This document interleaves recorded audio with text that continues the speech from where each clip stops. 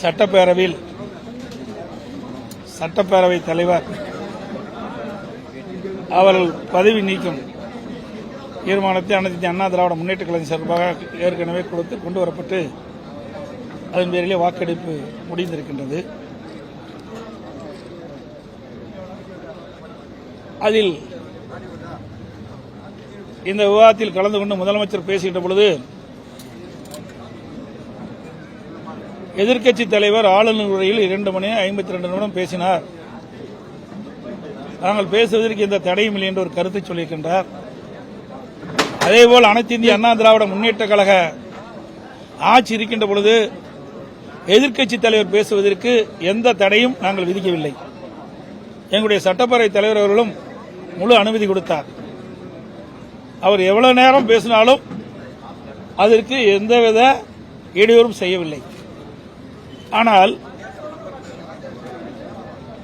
ஆளுநர் உரையில் எதிர்க்கட்சித் தலைவருக்கு அதிக நேரம் கொடுத்ததாக குறிப்பிடுகிறார். அதிமுக ஆட்சி நடக்கும் போது சிறப்பான ஆட்சி நடைபெற்றது. அதனால் அவர் குற்றம் கண்டுபிடிக்க முடியவில்லை. அதனால் அவர் பேசுவதற்கு வாய்ப்பில்லை, குறை சொல்வதற்கு வாய்ப்பில்லை. அதே வேளையில் திராவிட முன்னேற்ற கழகம் ஆட்சி பொறுப்பேற்ற பிறகு தமிழகத்தில் பல்வேறு பிரச்சனைகள் தலைதூக்கி இருந்த காரணத்தினாலே மக்களுடைய பிரச்சனையை சட்டமன்றத்தில் எடுத்து வைக்கின்ற விதமாக பிரதான எதிர்க்கட்சி என்ற முறையில் எங்களுடைய கடமையை முழுமையாக நாங்கள் செயல்படுத்தினோம். அதனாலதான் 2 மணி நேரம் 52 நிமிஷம் பேச வேண்டியதாக இருந்தது. அவ்வளவு பிரச்சனை தமிழகத்தில் அவ்வளவு பிரச்சனை நடந்துகிட்டு இருந்தது. அந்த பிரச்சனையை பிரதான எதிர்க்கட்சி என்ற முறையில் எங்களுடைய கடமையை நாங்கள் ஆற்றினோமே ஒழிய அதனால நாங்கள் அதிகமான நேரம் எடுத்துக்கிட்டோம். அதிகமான நேரம் எடுத்துக்கொள்ள முடியாத காரணம் எங்களுடைய ஆட்சியில் பிரச்சனை இல்லை. அதனால குற்றம் சுமத்த முடியல. ஒரு நல்ல ஆட்சி எங்களுடைய ஆட்சியில் தந்தோம். 2 மணி நேரம் 52 நிமிடம் நாம் பேசியதை அதை சிடிக்கு நாங்கள் கேட்டோம்.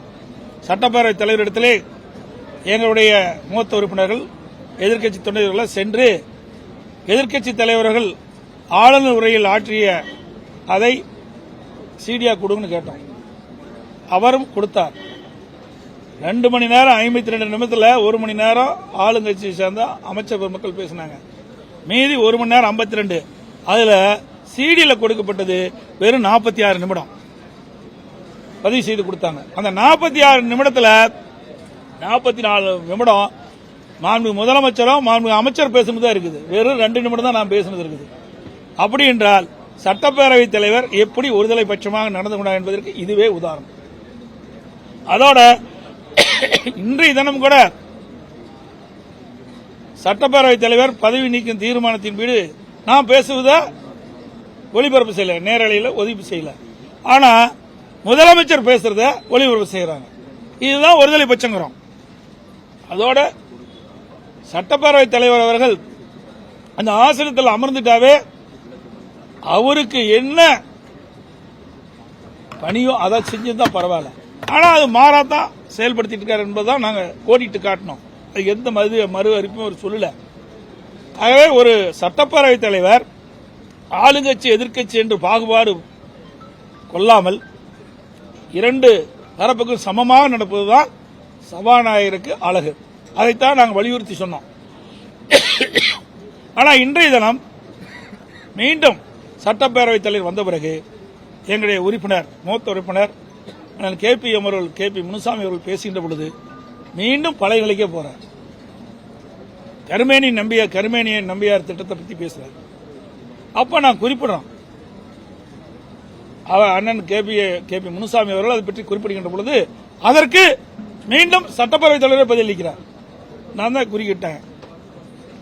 இது புனிதமான நாற்காலி, இதில் நடுநிலையோடு நடந்து கொள்ள வேண்டும்.